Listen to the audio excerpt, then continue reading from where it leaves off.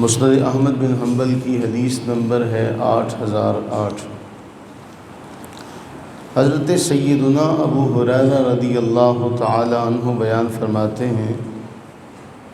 ان رسول اللہ صلی اللہ علیہ وسلم قال،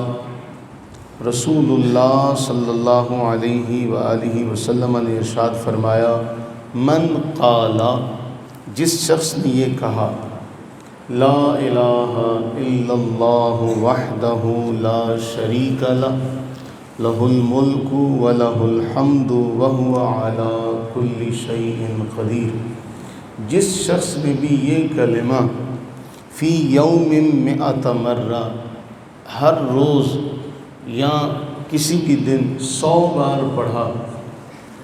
کانت لہو عدل 10 رقاب، اسے 10 غلام آزاد کرنے کا ثواب ملے گا، 10 گردنیں آزاد کرنے کا ثواب۔ وَكُتِبَ لَهُ 100 حسنہ، اللہ تعالیٰ جل وعلا اس کی 100 نیکیاں لکھے گا۔ وَمُحِيَتْ عَنْهُ 100 سیئہ، اور اس کے 100 گناہ معاف ہو جائیں گے۔ وَكَانَتْ لَهُ حِرْزًا مِّنَ الشَّيْطَانِ يَوْمَهُ ذَلِكَ حَتَّى يُمْسِيَ، شام تک وہ ایسے قلعے میں آ جائے گا کہ شیطان اسے کوئی نقصان نہیں پہنچا سکے گا۔ وَلَمْ يَأْتِ أَحَدٌ بِأَفْضَلَ مِمَّا جَاءَ بِهِ إِلَّا أَحَدٌ عَمِلَ أَكْثَرَ مِنْ ذَلِكَ،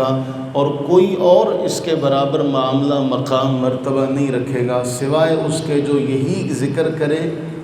یا اس سے زیادہ ذکر کرے، وہ تو اس کی برابری کر سکتا ہے، اس کے علاوہ کوئی اس کے برابر نہیں ہوگا۔ ایک روایت ہم نے کل پڑھی تھی،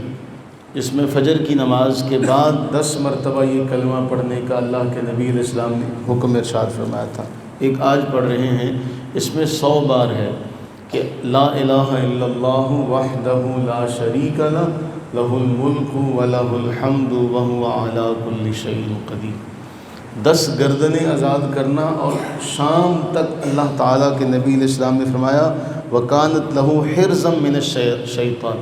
کہ شام تک کے لیے وہ محفوظ ہو گیا۔ شام کو پڑھے گا، پھر صبح تک کے لیے ہو جائے گا، تو وہ جب پڑھے گا تو شام تک وہ محفوظ ہو جائے گا۔ اور پھر سب سے اہم بات یہ ہے کہ یہ اس معاملے، اس مقام پر ہوگا کہ جو یہ ذکر کرے وہ تو اس کی برابری کر سکتا، جو یہی ذکر کرتا ہوگا وہ تو اس کی برابری کر سکتا، دوسرا کوئی اس کے برابر نہیں ہو سکتا۔ اللہ تعالیٰ جل وعلا سے دعا کریں کہ اللہ تعالیٰ ہمیں ذکر جو اللہ تعالیٰ کے نبی علیہ السلام نے ارشاد فرمایا ہے، ان تمام اذکار کو ہمیں کثرت سے کرنے کی توفیق نصیب فرمائے۔ آمین ثم آمین۔